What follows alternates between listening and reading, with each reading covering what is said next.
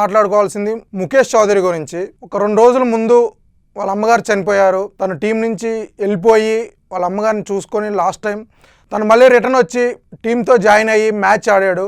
ఆడటమే కాదు, important wicket opener in form batsmen డికాక్ని out చేశాడు. డెఫినెట్గా ఇది ఒక గ్రేట్ కమిట్మెంట్ అనుకోవచ్చు, టీం నుంచి అయినా అవ్వచ్చు అండ్ క్రికెట్ గురించి అయినా సరే. అండ్ అలాగే సిఎస్కే టీం అంతా బ్లాక్ బ్యాడ్జెస్తో ఆడారు. మ్యాచ్ అయిపోయిన తర్వాత కెప్టెన్ రుతురాజ్ కూడా అదే చెప్పాడు, ఈ విన్ ముఖేష్ చౌదరి వాళ్ళ మదర్కి డెడికేట్ చేస్తున్నామని.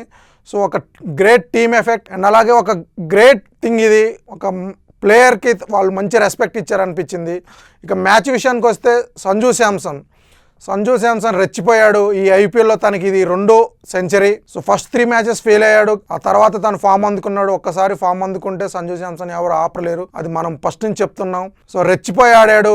ఒకవైపు అందరూ ఎర్లీగా కెప్టెన్ రుతురాజ్ నుంచి దూబే కానించి బ్రేవిస్ అందరూ 1 by 1 సర్ఫరాజ్ ఖాన్ ఎర్లీగా చాలా తక్కువ స్కోర్లకు అవుట్ అవుతున్నా తను మాత్రానికి ఫస్ట్ బాల్ నుంచి లాస్ట్ బాల్ వరకు తను గ్రీజ్లో ఉండి సెంచరీ కొట్టి టీంకి 200+ రన్స్ ఇచ్చాడు. ముఖ్యంగా తను హార్దిక్ పాండ్యా మీద అయితే విరుచుకుపడ్డాడు అనిపించింది. హార్దిక్ పాండ్యా సంజు శాంసన్ దెబ్బకి మళ్ళీ ఇంకోసారి బౌలింగ్ కూడా వేయలేదు మ్యాచ్లో.